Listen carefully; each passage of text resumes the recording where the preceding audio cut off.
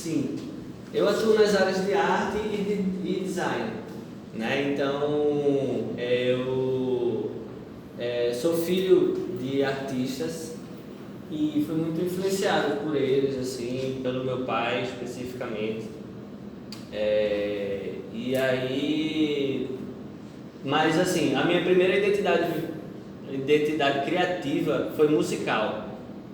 Eu tocava numa banda, tal, fui músico, tocava percussão e aí então precisava me formar. Aí eu me formei em design gráfico, que é uma área diferente, mas me fez me aproximar dos meus pais e aprender muito com eles.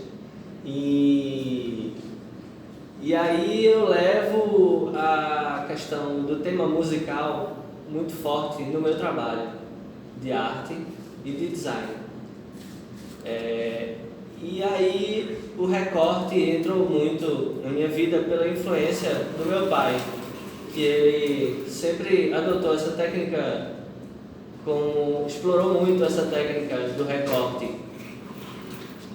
Tanto o recorte em papel, né, como o kirie, né, técnica japonesa e chinesa, que é o kirie, como o recorte impresso, que é o stencil, né, o pochoir, que vem uma referência francesa que se estabelece aqui em alguns lugares que tem a cultura francesa. Foram aplicadas essa técnica de arte decorativa, que são as barras e os barrados nas paredes. E eu me apaixonei por isso, assim, por essa técnica. Também pela nossa cultura, que nós temos cristã, assim, de cultura da arte mesmo, né, das igrejas, do barroco, né, dos floreios e também a parte musical, assim, da cultura do forró, do frevo, do maracatu, mas também do rock, também do eletrônico, do que vem de fora também, né? Não só do que tem aqui. E assim, isso tudo eu aplico no meu trabalho como designer gráfico e como artista plástico. Então, essa camisa, por exemplo, eu fiz ela a partir dessa técnica do recorte e é um stencil, né? Então eu apliquei isso em tecido, né? Esse recorte que eu fiz com a intenção de imprimir, né? E então eu às vezes faço cartazes, e então já é uma impressão no papel, mas às vezes algumas pessoas me chamam para fazer um painel, aí eu faço essa impressão na parede, né? E então crio módulos, né, que criem estampas e esse desenho tenha uma continuidade na parede, né, e vire uma estampa, né. E então é muito abrangente, muito vasto essa técnica do recorte, porque ela permite várias soluções, né, possibilidades para realizar o seu trabalho, assim. E no design gráfico também, né? Você vai fazer um projeto gráfico ou elaborar um projeto para algo muito útil, o recorte, principalmente quando você, assim, um adesivo que você vai fazer e quer que ele seja circular, então aquilo é um recorte, né? Você definiu que ele vai ser circular e aquele adesivo vai ser circular, mas também o recorte é muito aplicado na sinalização, né? Quando você vê projetos de sinalização, de placas, de letreiros, todos eles são recortados assim e montados, né, para serem exibidos em público, né? Assim, também o recorte está presente em tudo, como os textos das exposições, né? Eles são recortados em adesivo vinílico e aplicados, né, em uma superfície, e isso possibilita muita coisa, né? E aí eu trouxe um pouco do meu trabalho aqui, disso que eu estou falando, um pouco nessa apresentação. E aí eu vou mostrar para vocês um pouco do resultado disso que eu estou dizendo aqui, para vocês verem um pouco do meu trabalho. Essa letra mesmo, né? Vamos lá, essa letra, por exemplo, né, eu fiz ela cortada, né, como um stencil, sem as partes internas dela, né? Mas é possível fazer também o recorte da letra com as partes internas, como a gente está numa aula de tipografia, né? Assim, Isabela é professora de tipografia, então eu trouxe muitas coisas também que são ligadas à letra. Aí, vamos lá. Aí, por exemplo, aqui esses são recortes feitos em papel, aqueles recortes que você dobra o papel e faz um recorte com a tesoura, sabe? E isso cria um modelo, né? Um padrão, um desenho que possibilita fazer um jogo com isso, né? Utilizar esse padrão da maneira simples que você fez à mão, né? Isso que você coloca no computador, eu juntei todos aqui que eu fiz. Mas partindo disso, né? Da simplicidade de fazer isso na mão e isso criar um modelo que você coloca no computador e pode trabalhar com ele. Aí você pode passar. Pronto, aqui já é um trabalho que eu faço anualmente. Eu sou designer do Espaço Janete Costa, na FENEARTE, e esse é um letreiro que eu fiz o projeto, né? Então, com a intenção de que essas letras fossem cortadas, né? Então, elas são letras de MDF cortadas e aplicadas sobre a parede com um certo distanciamento, assim. Então deu um volume, né? E aí alguns outros projetos, isso eu acho que foi o ano de 2015, e teve um outro ano que também nós utilizamos essa técnica, como que foi uma chapa de zinco. Aí já ficou um stencil, assim, tipo a chapa de zinco e a letra vazada, né? Tipo distanciando, e a gente colocou um pouco de luz dentro atrás da placa. Aí ficou aquela luz assim, né? Por trás do zinco, deu um efeito muito legal, né? Para um projeto assim de sinalização. Aí pode passar. Aí isso foi um caranguejo que eu fiz. Aí já é uma outra coisa, que é o desenho que ganha a linguagem do recorte. Porque como eu trabalho também com isso, sabe? De pegar o desenho, em vez de ele ser, em vez de eu recortar ele, em vez de eu ter aplicado definitivamente como um recorte, como uma impressão, um stencil, eu desenhei ele, muitas dessas partes, na linguagem do corte, como se pudesse ser recortado, mas não foi, né? Mas visualmente você vê que como se tivesse sido impresso. E aí eu utilizo isso, aí pode passar. E como tu fez a mão, Antônio? Como é que foi feito? Foi, aí justamente com essa ideia do desenho com a linguagem do recorte, eu faço à mão. Eu pinto o desenho.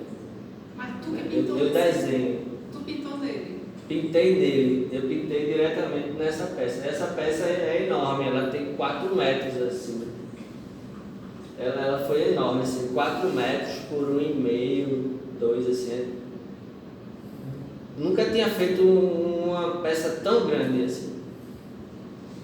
E foi umas 2 semanas assim, para terminar ele todinho. Aí eu com essa linguagem eu desenho, eu pinto o desenho na peça. Diretamente na peça, feito à mão. Sim.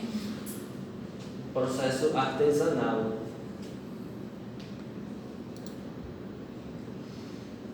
Assim foi com esse projeto que foi o Cal Parede, que tipo, muitos artistas selecionados participaram desse projeto e até se assemelha um pouco com essa arte dessa camisa. Carnaval de Olinda, que eu sou olindense. Aí, quem é que gosta de carnaval aqui? Aí vocês já estão preparados aí para trabalhar em sua fantasia. É verdade. E aí, então, pronto, foi feito da mesma forma, tipo, feito à mão, esse desenho que poderia ter sido, porque com a linguagem do corte, né? Aí, ficou na Praça do Arsenal e homenageou o Carnaval de Olinda. Aí, pode passar. Aí, esse já foi um painel que eu fiz em extenso. Aí eu apliquei primeiramente, isso foi até interessante esse projeto, porque eu peguei, criei essa identidade visual, era esse bicho. E era uma mão também, né? Que é uma mão e ao mesmo tempo se assemelha a uma capivara. E se chama Manupiá, arte manual, é uma loja que fica no Parnamirim de artesanato. Aí é uma mão e é uma capivara ao mesmo tempo, né? Você liga assim um pouco com a cultura local. Aí eu fiz todo esse projeto desse painel com várias opções no computador. Eu fiz primeiramente no computador todo o projeto, fiz várias padronagens para saber qual era a padronagem mais legal para fazer o painel. Aí o cliente escolheu essa padronagem. Aí eu peguei, plotei o desenho, né, em grande formato, no formato de IAC, que era aqui 5 metros por 1, mas assim, o modelo que eu fiz, né, a chapa de reprodução tinha mais ou menos 1 por 1, né, 1,5 por 1,5, eu acho. Aí eu fiz com que ela se reproduzisse, fosse girando assim e formasse essa árvore, assim como se fosse um cacto. Eu lembro também algo, a ideia era que como se fosse um cacto, mas é algo, lembra um pouco de uma coisa meio computadorizada assim também, uns chips de computador. Mas a ideia é que fosse mais ou menos um cacto, e com esse mesmo elemento, né, da identidade que eu utilizei nessa arte. E apliquei ela à mão, de módulo em módulo. 2 módulos, porque tem o módulo preto e o módulo que era esse módulo que pegava o contorno do preto e formava esses elementos maiores. E eu misturei, né, 2 chapas que fossem girando assim e emendando uma na outra. Aí, pode falar. Aí aqui já é um trabalho que eu fiz de extenso durante a quarentena, porque a gente ficou muito tempo em casa, né, assim fechado. Aí eu resolvi me dedicar a essa técnica que eu queria muito me dedicar. E aí então eu fiz uma variedade enorme de artes, que são mais ou menos 50 por 50, E aí eu botei aqui as que eu utilizei letra. Eu estou até com uma exposição agora em cartaz, na Sorveteria Olinda, na rua 15 de novembro, na Cidade Alta, que é onde eu estou botando esses trabalhos. Esses trabalhos estão expostos fisicamente. Se vocês quiserem ir lá visitar Olinda, vocês passam por lá, que eles estão em cartaz, até o carnaval. Então, antes do carnaval ele vai sair? Ele vai até o carnaval, a exposição vai até o carnaval. Aí quando chegar no carnaval vai se decidir se vai continuar depois do carnaval ou se vai ficar durante o carnaval também. Porque parece que o estabelecimento vai alugar para outra pessoa, que é a sorveteria. Mas pode ser que a exposição se mantenha. Aí eu coloquei aqui como se fossem várias soluções de letra, né? Tipo uma letra mais cortada, assim como aquela primeira, né? Mais bruta, chapada. Uma cor só. Aí aqui eu já fiz uns cortes na letra, saí recortando a própria letra, né? Fracionando ela. Aqui já tem uma solução mais bold, assim, heavy, né? Aí aqui já aparece um lettering, que eu tenho mais deles, não sei se dá pra ler direito, mas como se fosse aqueles nomes de banda de metal, assim, bem rabiscados, assim. Que é uma que mais, assim, tem uma coisa, tem o nome do artista escrito, né? Mais deles, mas o bem solto. Aí aqui também, já é uma letra que eu emendei com o próprio fundo, né? Fiz uma coisa bem barroca, assim, meio psicodélica, que aí lembra um pouco essa coisa do barroco, assim, tipo, essas ramificações ligadas à própria letra. E aqui eu usei uma coisa que foi eu peguei a letra e fiz umas pontas assim, no final. Meio tridente assim, sabe? Tava umas pontas assim, umas setas no final. Assim. Uma coisa que ficou desse jeito assim. Aí isso também se liga um pouco à linguagem do grafite, né? Que as pessoas usam muito na rua assim. Aí eu apliquei isso como um modelo como obra de arte mesmo, explorando mais. Aí tu pode passar. E esses, aí eu até trouxe, acho que esses dois eu até trouxe aqui, que foram esses 3 primeiros, foram feitos, são recortes à mão, feitos em estilete, né, no papel, sobre uma fotografia. E aí ficou esse resultado assim, de uma cena musical, que eu, como falei, né, eu gosto muito de música e do jazz. Assim. Meu trabalho de conclusão de curso foi uma releitura de 12 capas de discos do jazz. E esse trabalho tem a ver com os de baixo também, né? Eu peguei a partir de uma foto, eu criei essas ilustrações dos personagens, dos músicos, e também a partir da referência que eu vi do jazz e tal, daquela coisa das boates e tal, tem umas certas texturas que eram muito almofadados das poltronas, das boates, os fundos de palco, assim. Aí eu criei algo semelhante, que eram certas folhagens, assim. E aí esses 3 de baixo foram recortados a laser sobre papel. E aí eu apliquei uma cor sobre a outra. Eu não sei se é isso que a gente vai fazer aqui com essas. A gente vai trabalhar com papel e. Vai mudar. Pronto. Nós vamos fazer isso. E aí é mais ou menos isso. Tipo, aplicar uma cor sobre a outra, né? Fazer o recorte e aplicar o papel, dando contraste sobre o outro papel com a arte. E aí, eu acho que agora... Esse é o último. É o último, né? Pronto, então acabou. essa apresentação.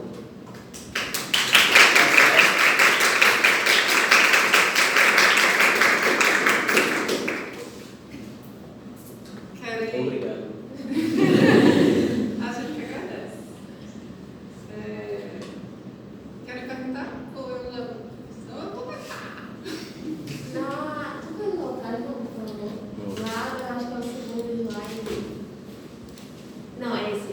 Essas letras, tipo, todas elas são feitas tipo, unicamente porque eu reparei nas pequenas diferenças em algumas letras, tipo os As, né? Tem alguns As que eles são mais diagonais, outros são mais retinhos. Esse que tá junto do J, tipo, tu fez todas elas ou tu repetiu algumas e aí diferenciou outras e tal?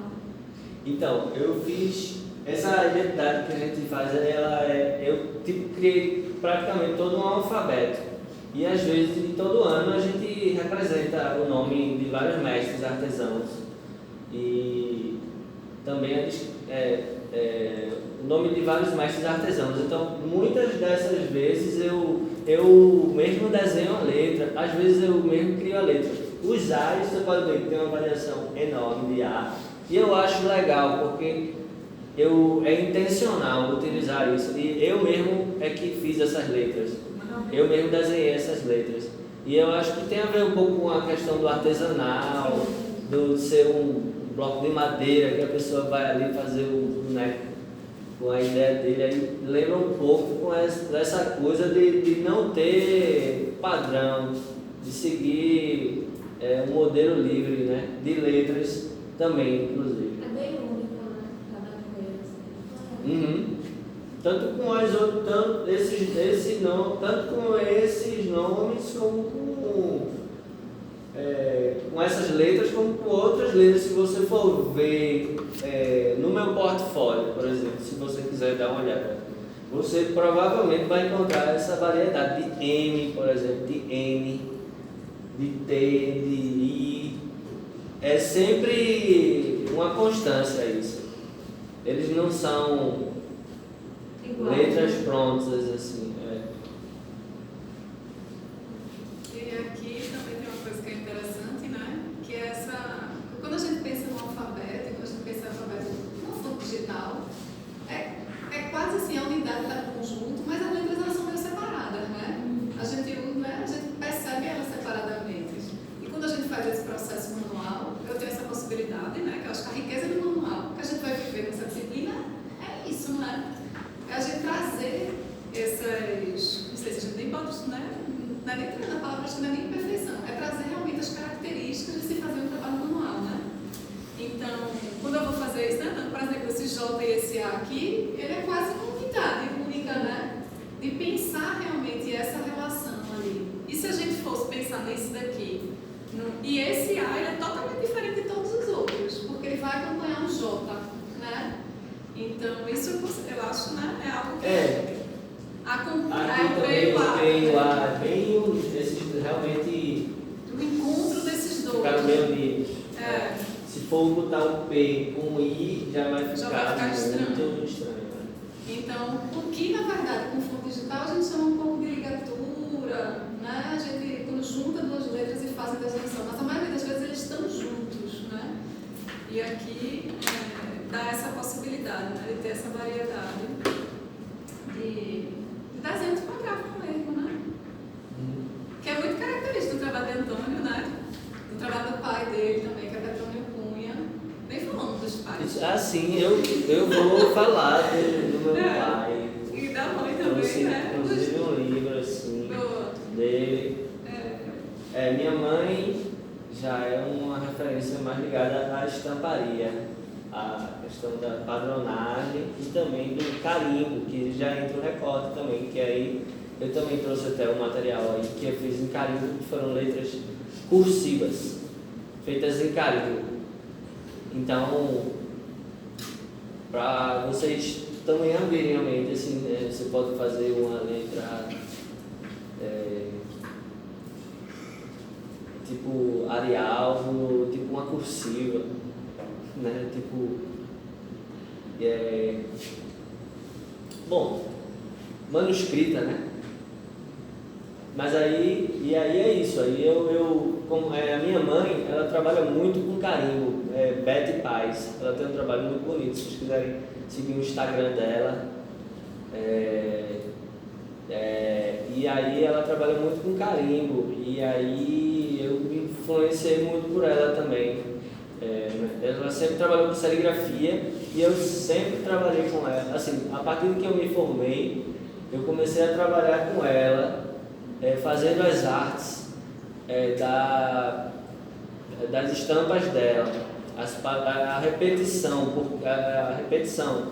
para que fosse uma estampa a metro, porque anteriormente ela fazia tudo no nanquim, sobre papel vegetal e tinha que passar por imprimir ali diretamente, imprimir a tela diretamente da pintura na mão, né?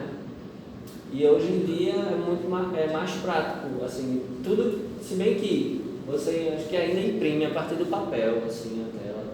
Só que quando você tem uma padronagem, um módulo feito no computador pensado para que seja reproduzido, é mais fácil que ele se encaixe e que se crie essa padronagem, né? No sentido da serigrafia. E aí eu me influenciei, aprendi muito com ela por isso, assim, dessa questão da repetição. As letras foram mais do meu pai.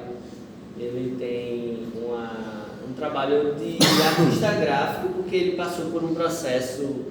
Aí agora eu vou falar um pouco, né? Porque ele passou por um processo de transição do manual para o digital, né? Porque antes, na época dele, ele era um artista gráfico de prancheta, né? De feito à mão, porque ele é arquiteto também. Então, existia um nome chamado Lei, só que ele era arquiteto e ele se enveredou muito pelo lado das artes gráficas, inclusive as artes integradas à arquitetura. Então, ele fez muitos painéis de azulejo também, com essa cultura portuguesa e tal, mas com o modernismo, muitos artistas novos, locais, se utilizaram disso para criar uma linguagem decorativa na cidade. Então, só que aí com esse lado tipográfico dele foi muito mais ligado à comunicação, porque ele trabalhou na prefeitura de Olinda e como arquiteto, mas ele fez muito trabalho de comunicação visual para a própria prefeitura.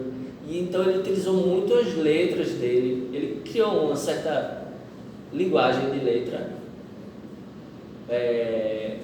e utilizou muito na letra dele. E fez muito cartazes, e os cartazes inclusive são bem grandes.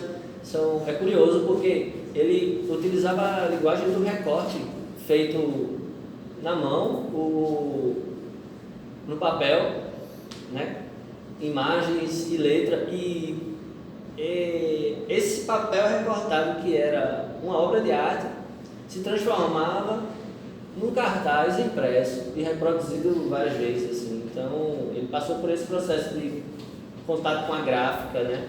De poder levar uma obra feita à mão e transformar ela em algo que fosse reproduzido várias vezes, né?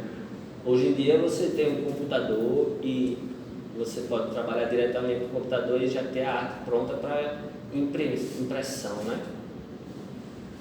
E aí ele passou um pouco por isso e tem muitas coisas em Olinda, tem a letra dele, tipo o nome das ruas, tem as placas de azulejo que tem as letras dele, tem a Biblioteca Pública de Olinda, é uma letra que ele fez, que é um pouco assim também, retilínea, que lembra um pouco a ligação que nós temos com a xilogravura, né, dessa cultura regional, assim, muito forte, local, e do corte, da xilogravura, até que o recorte se assemelha muito à xilogravura. Tem uma frase assim que um dia acho que alguém falou assim que o recorte em papel é xilogravura, porque o papel ainda é madeira. O papel ainda é madeira, né? Então é engraçado isso, assim, essa conexão que a gente tem com isso, com essa cultura regional, com a local, poder trazer isso para o trabalho, né?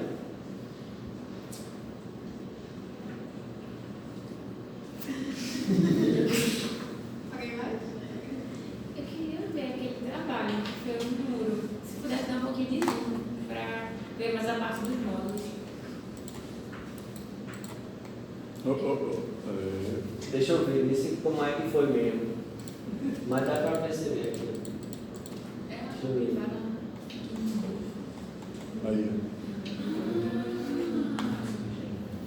Ah, porque vocês estão distantes, né? É. Parecia Foi assim. que o outro também era pequenininho, né? Deixa eu ver. Ai, que massa. Aí o módulo do contorno é maior e o do preto é menorzinho. Esse preto, eu acho que foi isso aqui. Esse daqui pra cá é um, né? Aí eu já. Eu acho que ele falou que foi um módulo de 1,50 por 1,50. Eu acho que foi tipo, tem uma parte que tem tipo assim Onde termina? e tem uma linha, tá vendo? Isso. Tem tipo duas linhas assim e tem daqui, É, ele aqui. puxa aqui e um dois assim. Então eu acho que esse é o módulo. Que ele disse que virou, né? Esse aqui que vem virando assim. É isso aqui. Tá vendo? Isso aqui. É esse aqui que ele o módulo. segurou, isso aí. Isso aqui é o módulo. Ah, pra mim era um inteirão, assim. Aí aqui eu girei, aí quando eu girei, emendou aqui. Mas eu nem lembro se eu girei pela metade também. Mas eu acho que foi 90 graus. Que dá para os menorzinhos e o outro é só os grandões, não é isso? Hã? Tipo, as duas chapas que usaram, uma é só com vazado e É. a outra é só com chapado. É, E é. tu fosse só girando para encaixar assim, Foi. talvez. E encaixa perfeito assim, né? Pois é, ficou muito massa. Porque aí tem uma emenda que é essa, né? Que ela é uma emenda que assim, fica esses dois quadrados. E outra emenda que é essa, que junta esses dois blocos, né? Sim. Aí fica variando. Né? Antônio, aí tu tinha realmente duas placas, né? Foi, Que- sim, duas placas. separadas. Tu botava Duas uma e separadas. depois botava outra. No tamanho real, né? Duas separadas. Aí eu prendia, girava. Spray. Não, Colinha. eu imprimi com um rolo de tinta. É.